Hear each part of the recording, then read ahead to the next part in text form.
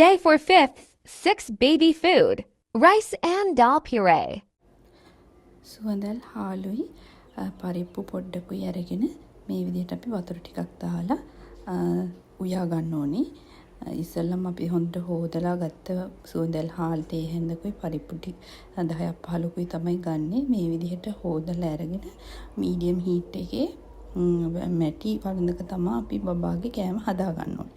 දැන් ඔයාලට පේනවා මෙතන මීඩියම් හීට් එකේ බතයි පරිප්පු ටිකයි ඉදීගෙන එනවා. මේක මේ විදිහට වතුර ටිකක් වැඩිපුර තියලා බෙරි වෙන විදිහට හදා ගන්න ඕනේ.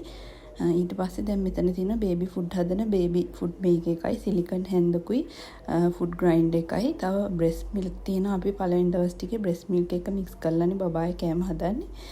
ඒ ටික ඕන වෙනවා.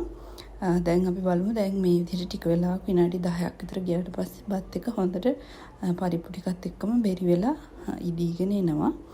ඊට පස්සේ අපි මේ ටික හදාගන්න අපේ අර භාජන ටික හොඳට උණු වතුරෙන් හොදලා අරගෙන ඊට පස්සේ මේ විදිහට බත් වලින් පොඩි තේ හැන්දක් විතර ඉස්සල්ලා අරගෙන මික්ස් එකෙන් මේ විදිහට ග්‍රයින්ඩ් කරගන්න ඕනේ.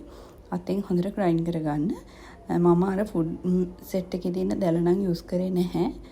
ඊට පස්සේ මේ විදිහට මික්ස් එක ටික ටික දාලා මේව ග්‍රයින්ඩ් කරගෙන එනකොට බ්‍රෙස්ට් මිල්ක් චුට්ටකුත් එකතු කරනවා. එකතු කරලා හොඳට කෑලි හිටින් නැති වෙන්න තලපයක් එහෙම නැත්නම් අර පියුරේ එකක් විදිහට මේක හදා ගන්න ඕනේ. දැන් ඔක්කොම මික්ස් කරලා ඉවරුනහම මේ විදිහට කෑල්ලක්වත් නැති වෙන විදිහට දැන් හොඳටම මේක බෙරි වෙලා මේ හොඳට පියුරේ එකක් වගේ බබාට කන ලේසි විදිහට තලපයක් වගේ හැදිලා එනවා. මේක තමයි අපි දවස් 4 5 6 ටිකේ බබාට දෙන්නේ.